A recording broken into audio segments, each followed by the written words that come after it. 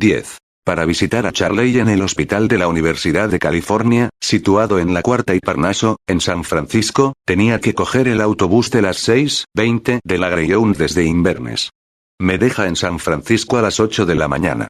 Habitualmente iba a la biblioteca pública de San Francisco, donde leía las revistas nuevas, sacaba libros que a Charlie podían gustarle, y realizaba trabajo de investigación. Ahora que había sufrido el ataque al corazón, investigaba sobre el sistema circulatorio, copiando información científica en mis cuadernos de notas y, cuando era posible, llevándome los libros de referencia y los artículos para que los leyera él. Cuando me veía entrar en su habitación, con la mochila llena de libros y revistas técnicas de la biblioteca, casi siempre decía: «Bueno, Isidore, ¿qué es lo último sobre mi corazón?». Yo le proporcionaba la información que había podido sonsacarle al personal del hospital sobre su condición y sobre cuándo era factible esperar que saliera y regresara a casa. Daba la impresión de que apreciaba ese informe detallado. Sin mi ayuda, recibía los tópicos usuales sobre su estado, de modo que, hasta cierto punto, dependía de mí. En cuanto le había dado la información científica, sacaba el cuaderno de notas que empleaba para la información concerniente a la situación en Drake's Landing. «Oigamos las últimas noticias de la vieja casa», decía casi siempre. En esta ocasión en particular, abrí el cuaderno para ordenar los hechos y empecé. «Tu mujer empieza a mantener una relación extramarital con Nathan Antale». Mi intención había sido la de continuar, pero Charlie me detuvo. «¿Qué quieres decir?». «Durante los últimos 4 días», contesté, comprobando mis datos, «Nathan Antale ha venido por la noche sin su esposa. Y él y Faye han hablado de una forma que sugiere que hay un romance entre ellos». No disfrutaba dándole esa información, pero me había propuesto mantenerle al tanto de la situación en casa. Lo había convertido en parte de mi trabajo, a cambio de lo que recibía en comida y alojamiento. Junto con mis otras tareas, llevarle información era mi deber, y debía hacerse de manera escrupulosa, tomando en consideración solo la exactitud y la integridad. El martes por la noche estuvieron juntos, tomando martinis, hasta las 2 de la madrugada, le informé. «Bien», dijo al rato. «Sigue». En cierto momento, estaban sentados juntos en el sofá, él le pasó el brazo por el hombro y la besó en la boca. Charlie no dijo nada. Pero era obvio que estaba escuchando. Así que continué. «Nathan no llegó a decir que amaba a tu mujer». «No me importa una mierda», interrumpió Charlie. «¿Qué quieres decir? ¿Te refieres a que no te importa una mierda esta información en particular o...?» «No me importa una mierda todo el tema», indicó. Guardó silencio un buen rato. Luego, dijo: «¿Qué más pasó en la vieja casa durante la semana? Y no me digas nada más sobre ese tema, háblame de los patos». «Los patos», musité, mirando las notas. «Los patos pusieron un total de 30 huevos desde mi último informe. Los chinos fueron los que más pusieron, los franceses los que menos». No comentó nada. «¿Qué más te gustaría saber?», pregunté. «¿Cuánto han comido?». Lo tenía apuntado por peso y volumen. «De acuerdo. Cuéntamelo». Sentí que el fracaso en interesarle en un tema tan importante como la relación de su mujer con Nathan Antale se debía a mi incapacidad para relatarlo de la forma adecuada. Era evidente que yo no había conseguido hacerle justicia. No le había presentado un cuadro convincente. Si él hubiera estado presente, habría reaccionado, pero solo disponía de las áridas declaraciones que yo le exponía. Cuando un periódico o una revista quieren producir una reacción emocional en sus lectores, realizan un trabajo profesional en la presentación de un tema. No se dedican, sencillamente, a listar hechos en orden cronológico, como era mi tendencia. En ese momento, y allí mismo, me di cuenta de la limitación de mi método sistemático. Como medio para registrar datos importantes, resultaba insuperable, pero como medio para transmitir esos datos a otra persona carecía de mérito.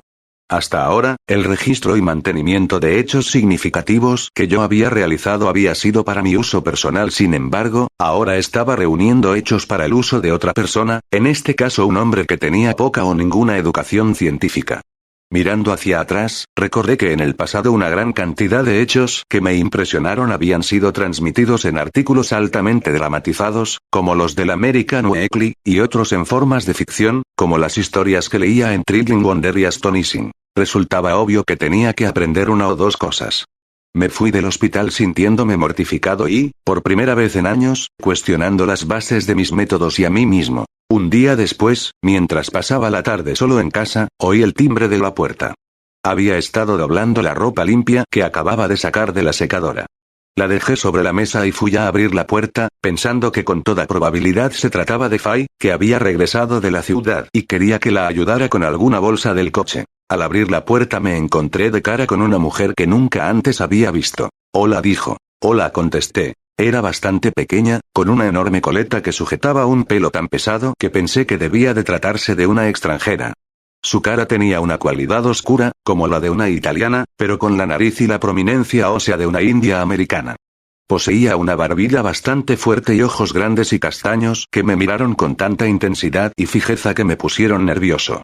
Después de decir hola, guardó silencio, aunque me sonrió. Tenía unos dientes afilados, como los de un salvaje, y también eso me hizo sentir incómodo.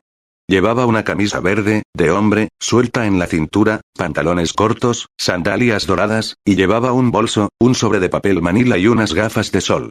En el sendero vi aparcada una furgoneta Ford nueva, pintada de un rojo brillante. En algunos aspectos la mujer me pareció arrebatadoramente hermosa, pero al mismo tiempo fui consciente de que había algo raro en sus proporciones. La cabeza era un poco grande para sus hombros, aunque podía tratarse de una ilusión debido al cabello pesado y negro, y el pecho algo cóncavo, de hecho, hueco, nada parecido al pecho de una mujer. Y las caderas eran demasiado estrechas en proporción a sus hombros. Además, en orden, las piernas eran demasiado cortas para sus caderas, y los pies demasiado pequeños para sus piernas. Así que se asemejaba a una pirámide invertida. Se me ocurrió que, aunque esta mujer pasaba de los 30 años, tenía la figura de una chica de 14 algo escasa de peso pero muy atractiva. Su cuerpo no había madurado, solo su cara. No se había desarrollado más allá de cierto punto, y este efecto no era una ilusión. Si solo le mirabas la cara, parecía absoluta y arrebatadoramente hermosa, pero si tus ojos la abarcaban en su totalidad, entonces eras consciente de que había algo mal en ella, algo fundamentalmente desproporcionado. La voz tenía una cualidad áspera, ronca, muy baja. Como sus ojos, poseía una autoridad fuerte e intensa, y me descubrí incapaz de apartar los ojos de su mirada. Aunque nunca antes me había visto posado los ojos en mí, como se dice, actuaba como si hubiera esperado verme, como si yo le resultara familiar. Su sonrisa mostraba una certeza solapada. Después de un momento, avanzó, y yo me hice a un lado y ella entró en la casa, deslizándose con pasos muy cortos y en completo silencio.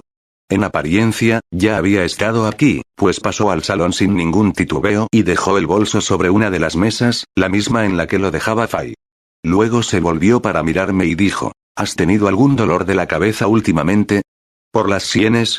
Levantó la mano y trazó una línea a través de su frente, de ojo a ojo. Yo sí. ¿Sabes lo que es? Se deslizó hacia mí y se detuvo a corta distancia. Es la corona de espinas.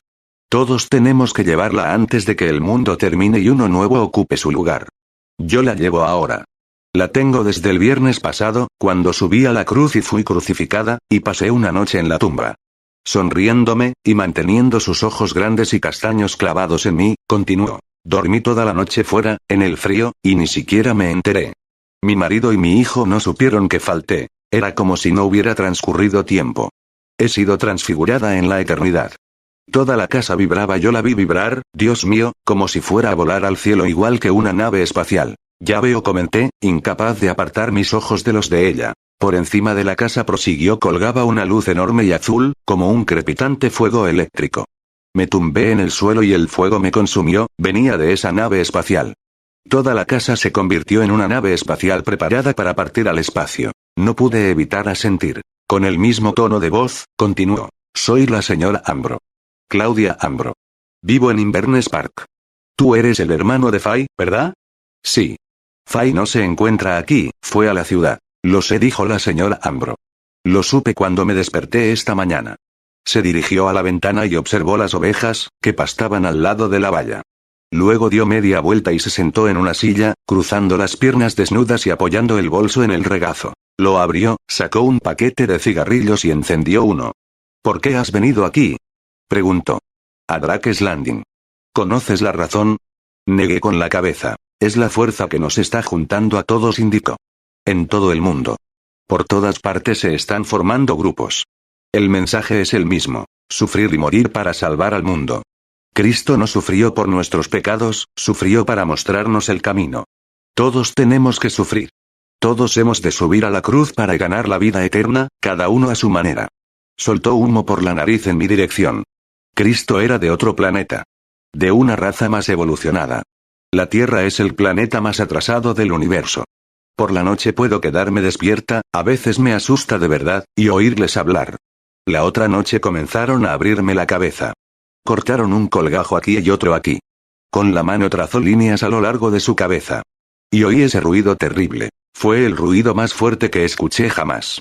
Me dejó sorda. ¿Sabes qué era? Era la vara de Aarón, que descendía. Apareció en el aire ante mí. Desde entonces no he sido capaz de mirar al sol. La intensidad de los rayos cósmicos es demasiado fuerte. Nos está abrasando los cerebros.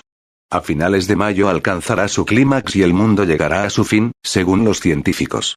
Los polos cambiarán posiciones. ¿Lo sabías? San Francisco se está acercando a Los Ángeles. Sí, dije. Recordé haberlo leído en el periódico. Los seres más evolucionados de todos viven en el sol, prosiguió la señora Ambro. Han estado entrando en mi cabeza cada noche. Soy una iniciada. Pronto conoceré todo el misterio. Es muy excitante. De repente, se rió, mostrándome sus dientes afilados. ¿Crees que estoy loca? ¿Piensas llamar al manicomio? No contesté. He sufrido, pero vale la pena, comentó. Nadie puede ocultarse. Es el destino. Tú te has ocultado toda la vida, ¿no? Pero el destino te trajo aquí. Mira esto. Apoyando el cigarrillo en el borde de la mesita, abrió el sobre de papel manila y sacó una hoja doblada. La desplegó y vi un intrincado dibujo de un chino hecho a lápiz. Es nuestro gurú. Nunca le hemos visto, pero Bárbara Mulchi lo realizó bajo su gestión hipnótica cuando le pedimos ver a aquel que nos conduce. Nadie ha sido capaz de leer la inscripción.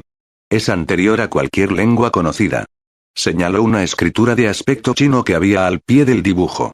Él te atrajo hasta Drake's Landing, dijo. Ha estado guiándote toda tu vida. En muchos aspectos, lo que dijo era difícil de aceptar. Pero es cierto que yo había sentido que no entendía el propósito real de mi vida. Y, ciertamente, había venido a Drake's Landing no por propia voluntad. Nuestro grupo ha realizado varias observaciones científicamente autentificadas, continuó la señora Ambro. Hemos establecido contacto con estos evolucionados seres superiores que controlan el universo y que dirigen la radiación cósmica hacia aquí en un esfuerzo por salvarnos de nuestro propio anticristo. Vi al anticristo anoche. He venido por ellos. Supe entonces que tenía que ponerme en contacto contigo e introducirte en el grupo.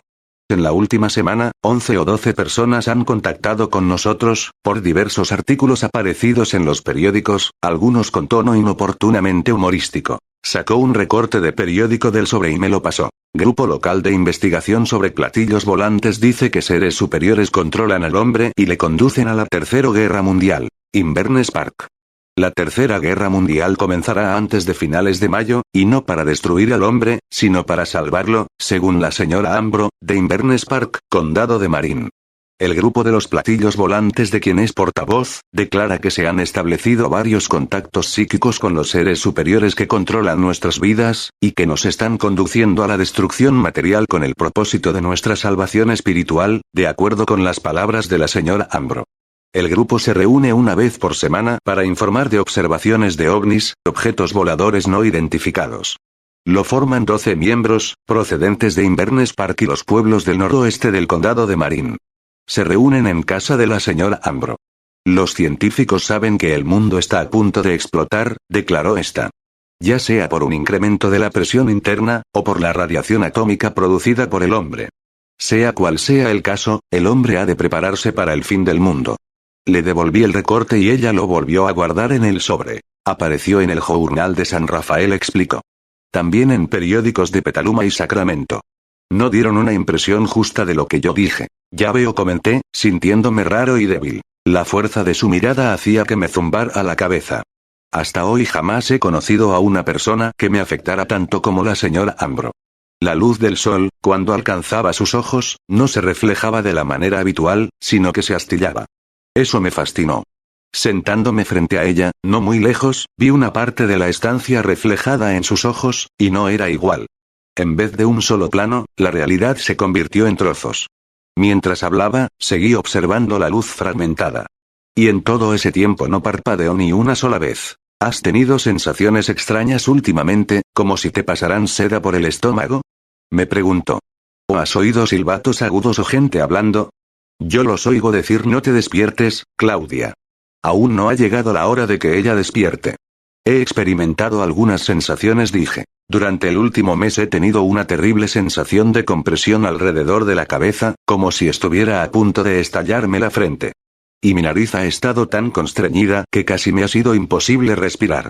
Fay dijo que se trataba de la habitual inflamación de los senos, que se siente al estar tan cerca del océano, con el viento fuerte y el polen de las flores y los árboles, pero no llegó a convencerme. ¿Se hacen más fuertes?, inquirió la señora Ambro. Sí. ¿Irás el viernes por la tarde?, preguntó. ¿A la reunión de nuestro grupo?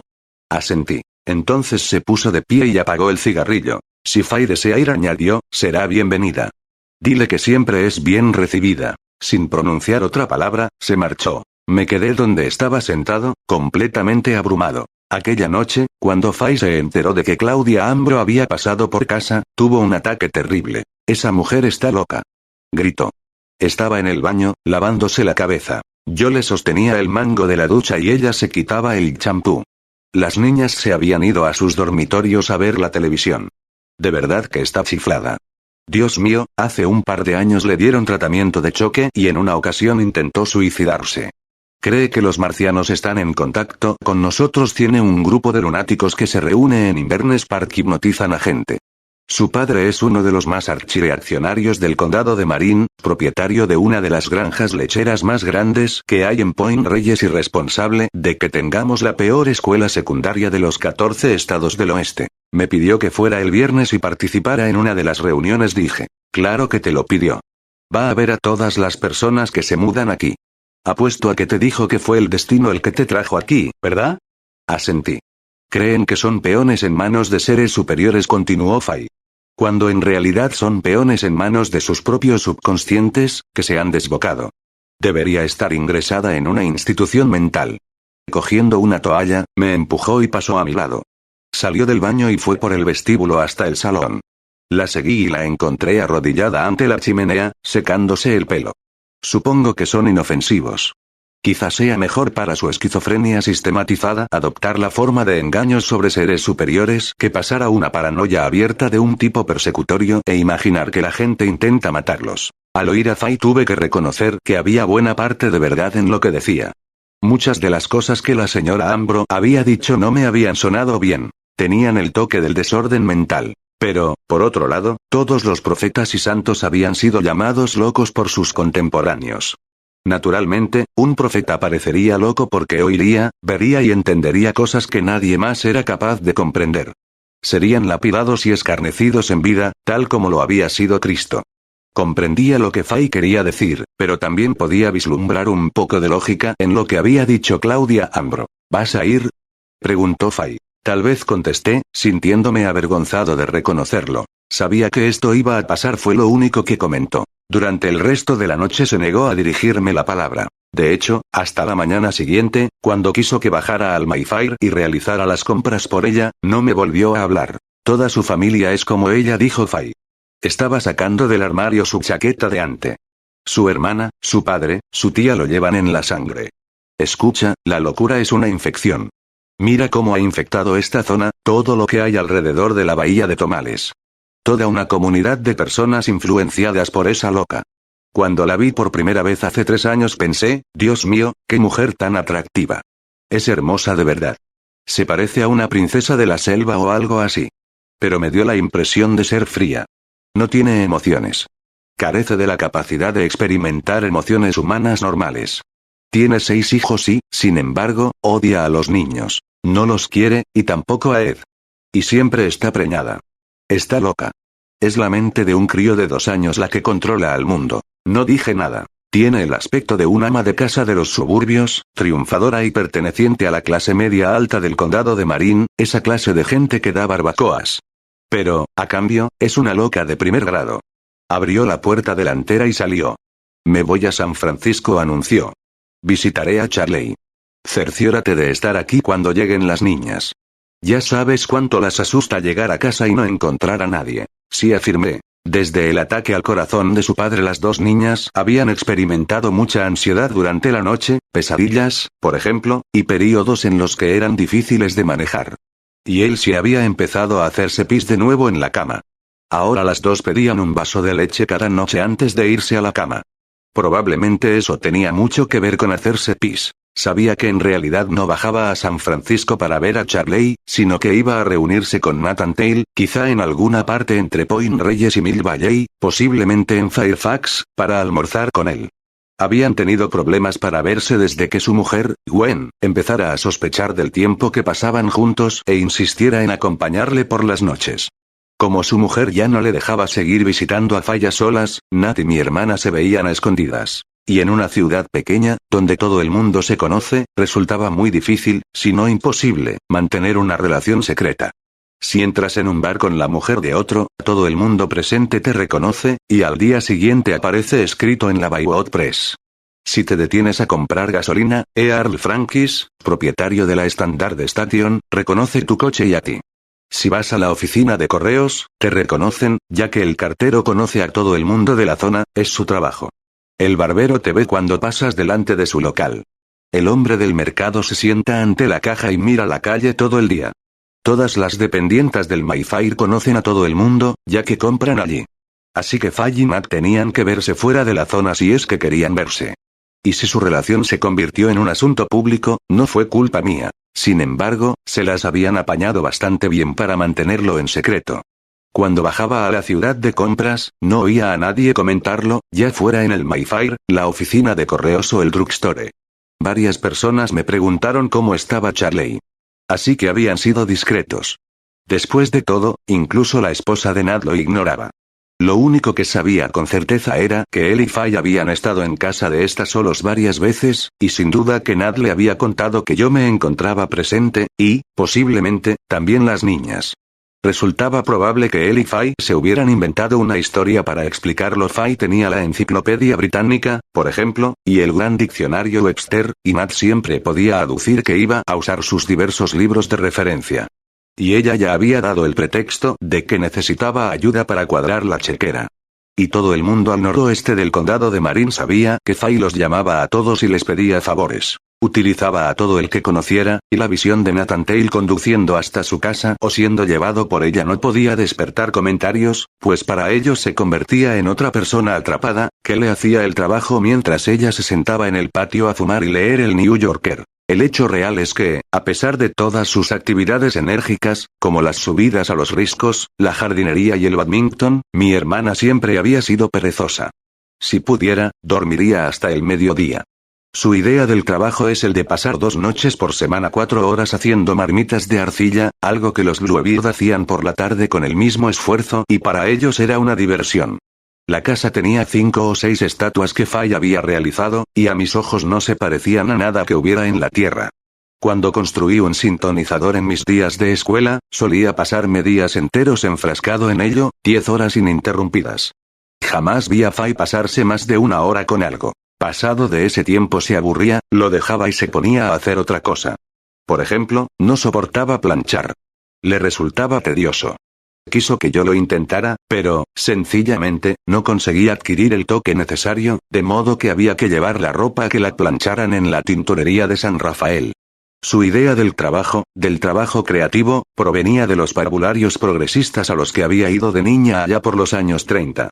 Nunca había tenido que trabajar, como yo lo había hecho y todavía lo hago. Pero yo no ponía objeción a hacer el trabajo por ella, como le sucedía a Charley y, hasta cierto punto, a Nat. No estaba muy seguro de cómo se sentía Nat, o si comprendía que además de mantener una relación emocional con él también le utilizaba del mismo modo que utilizaba a todo el mundo que la rodeaba. De hecho, utilizaba a sus hijas. Las había convencido de que era su trabajo prepararse el desayuno los sábados y los domingos, y hasta que llegué yo sencillamente se negaba a hacérselo los fines de semana, sin importarle lo hambrientas que estuvieran. Por lo general ellas se preparaban leche con cacao y sándwiches de mermelada y se iban a ver la televisión hasta la tarde. Yo puse fin a esa costumbre, por supuesto, haciéndoles incluso unos desayunos más completos que los que les hacía durante la semana. Me daba la impresión de que los domingos en especial debían tomar un desayuno realmente importante, de modo que les hacía tortitas con bacon y otras veces tortitas con fresas, en otras palabras, algo que constituía un genuino desayuno dominical. También Charley, antes de su ataque al corazón, lo apreciaba. Sin embargo, Fay se quejaba de que preparaba tanta comida que ya empezaba a engordar. De hecho, se irritaba cuando entraba en la cocina y veía que en vez del pomelo, las tostadas, el café y la compota de manzana yo había preparado bacon, huevos, cereales y tortitas. Se enfurecía porque quería comerlo, y al carecer de la capacidad de negarse a algo, tarde o temprano se comía lo que yo había cocinado, manteniendo el labio inferior hacia adelante en un gesto petulante durante todo el desayuno. Una mañana, cuando me levanté como siempre antes que los demás a eso de las 7 de la mañana y fui del dormitorio a la cocina para descorrer las cortinas, poner agua al fuego para el café de Fay y comenzar a preparar el desayuno, vi que la puerta del estudio había sido cerrada con llave desde el interior. Lo supe nada más verla, ya que, a menos que se la cerrara, siempre se quedaba un poco abierta. Tenía que haber alguien dentro, y sospeché que se trataba de Nathan Antale.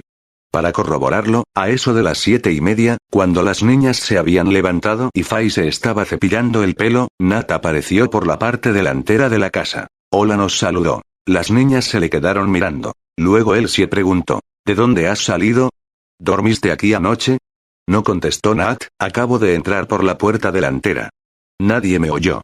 Se sentó a la mesa y dijo, ¿puedo desayunar con vosotros? Claro, dijo Fay, sin mostrar sorpresa alguna por verlo. ¿Por qué iba a mostrarla?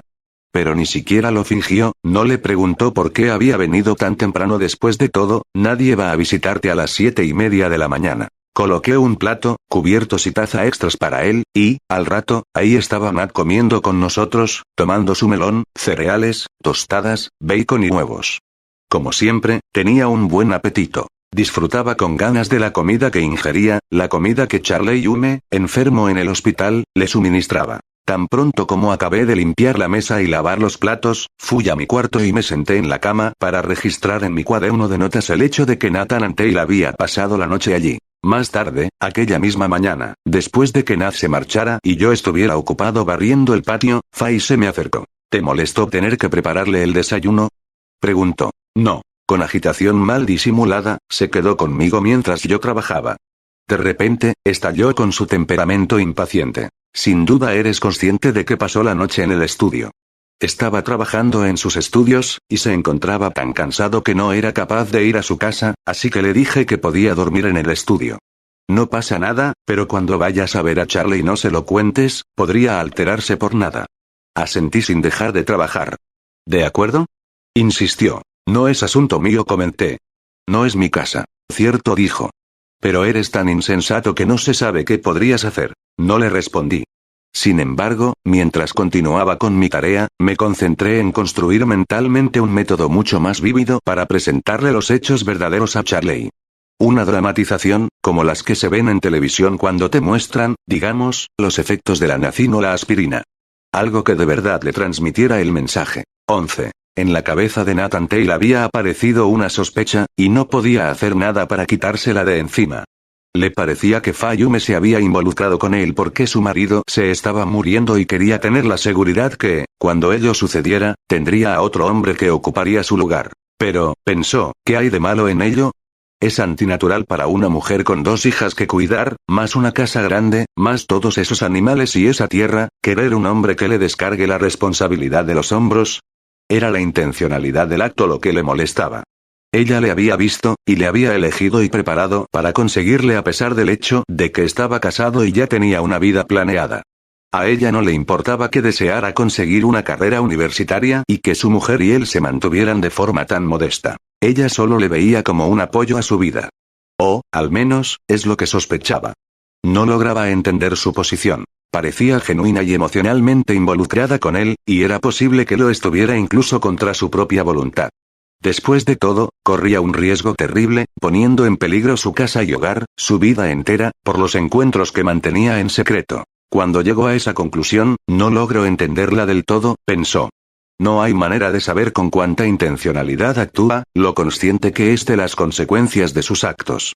En la superficie parece impaciente, infantil, que desea algo en el presente inmediato, sin preocuparse por el futuro. Juega para la ganancia a corto plazo. Decididamente, nos vio a Gwen y a mí y quiso conocernos. Nunca ha habido dudas al respecto. Y ella misma reconoce que es egoísta, que está acostumbrada a salirse con la suya.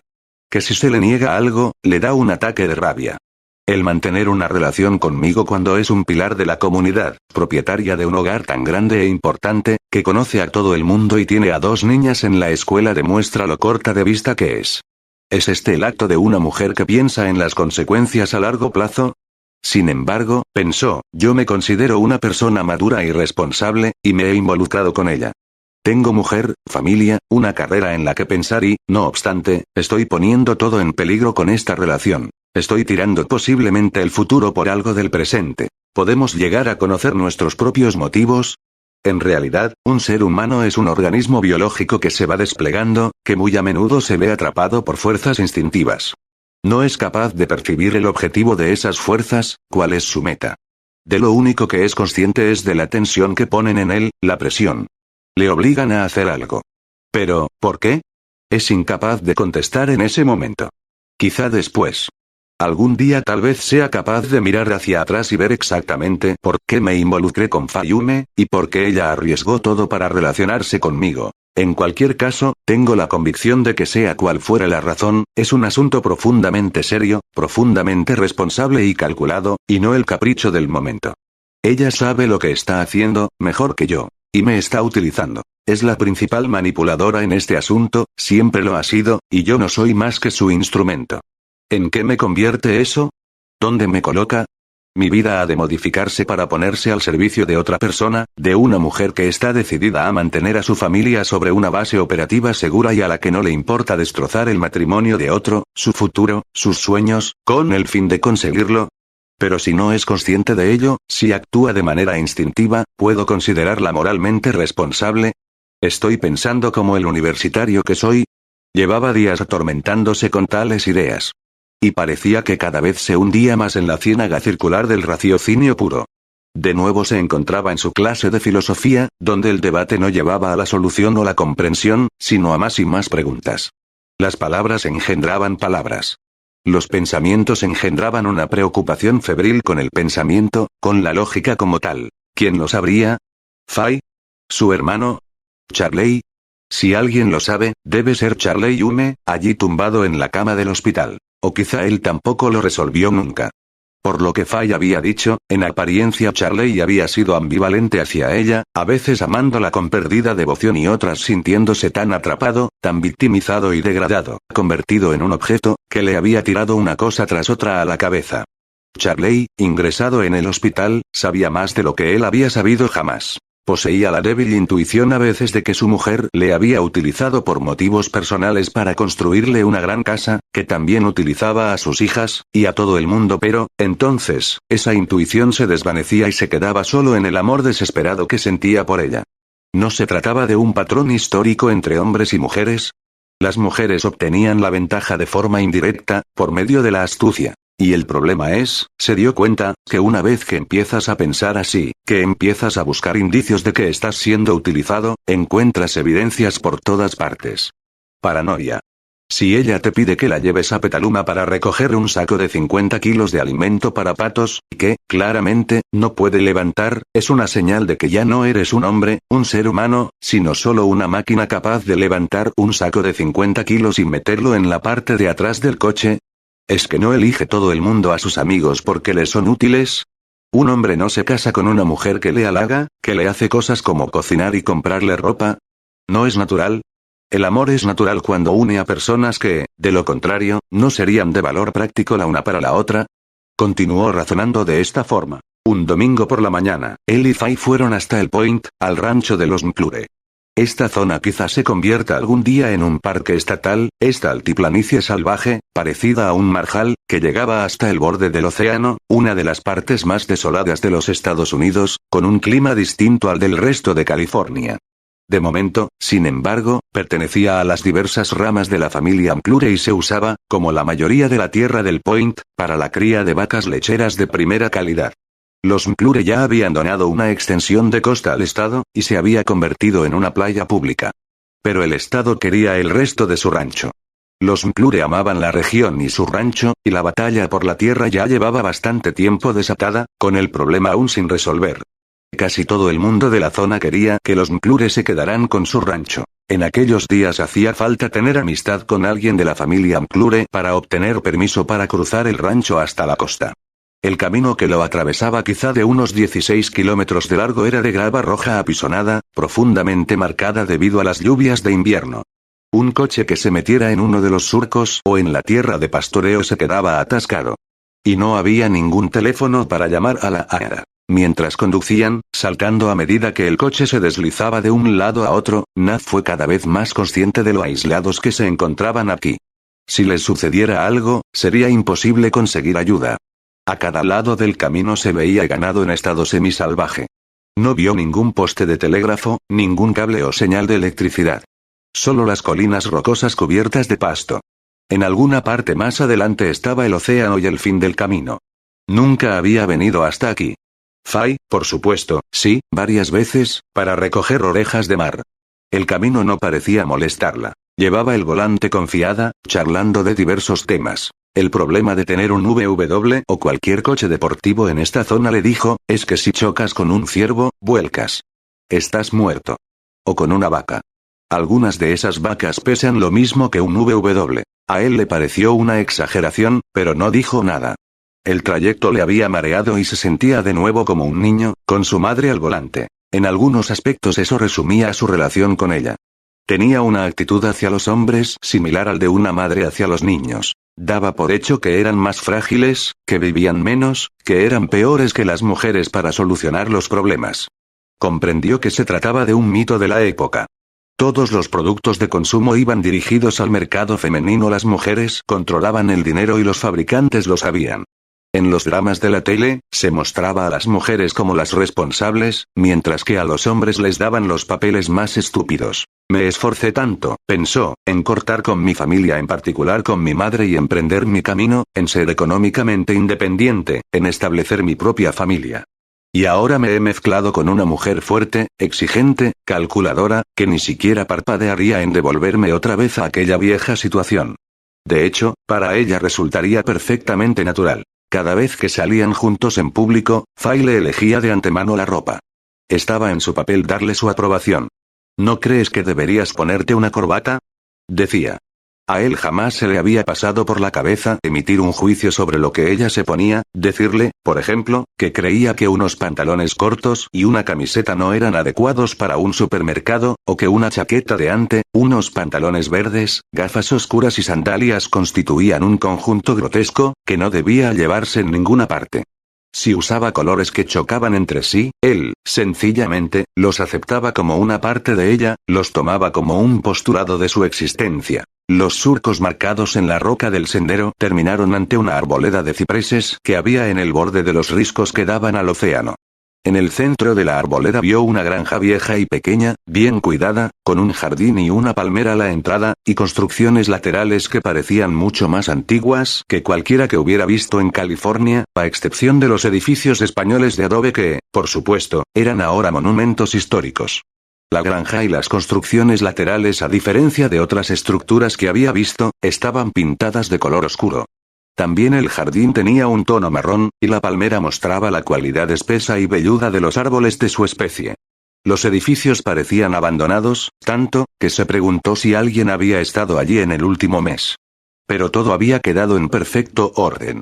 Aquí, tan apartados de los coches y la gente, nadie se aventuraba a causar daño. Ni los merodeadores llegaban tan lejos. Algunas de estas construcciones tienen 100 años de antigüedad, le dijo Fay mientras sacaba el coche del camino, que terminaba en un portón cerrado, y lo metía en un pequeño campo herboso. Se detuvo delante de una valla de alambres de espino y apagó el motor. Desde aquí vamos a pie. Llevaron el equipo de pesca y sus almuerzos desde el coche a la valla. Fay alzó un alambre y se deslizó con facilidad entre ese y el de abajo, pero él tuvo que usar el portón. No se sentía tan delgado como ella. Después siguieron un sendero a través de la hierba y comenzaron a descender por una pendiente arenosa cubierta con escarchada. Entonces oyó el oleaje del océano. El viento sopló más fuerte. Bajo sus pies, la arena crujió y cedió. Tuvo que echarse al suelo y aferrarse a un manojo de escarchada. Delante de él, Fay resbaló y trastabilló, recuperó el equilibrio y continuó sin detenerse, sin dejar de decirle cómo ella, Charley, las niñas y diversos amigos habían venido a esta playa. Lo que les había costado bajar, qué habían atrapado, cuáles eran los peligros, quién había estado asustado y quién no. Nat siguió bajando esforzadamente tras ella, pensando que las mujeres podían ser divididas en dos clases: las que eran buenas escaladoras y las que se apelotonaban juntas. Una mujer que escalaba bien no era igual que las demás. Probablemente, la diferencia impregnaba cada parte de sus aparatos físicos y mentales. En este momento le pareció algo crucial, vital para él. Fay ya había llegado a unas salientes rocosas. Detrás de ella vio lo que parecía ser una caída en picado y, luego, la superficie de las rocas muy abajo, y el oleaje. Acuclillándose, Fay descendió paso a paso hasta un reborde, y allí, entre la arena y las piedras que habían caído, cogió una cuerda sujeta a una estaca metálica empotrada en la roca. A partir de ahora, gritó desde donde se encontraba, se baja con cuerda. Santo Dios, pensó él. Las niñas lo hacen, añadió. Te diré la verdad, indicó él, deteniéndose con los pies bien abiertos y manteniendo el equilibrio con cuidado. Yo no estoy seguro de poder hacerlo. Yo bajaré las cosas, indicó Fay. Pásame las mochilas y las cañas de pescar. Empezó a alcanzarle las cosas con cautela. Fay se puso las mochilas a la espalda y desapareció después de aferrarse a la cuerda.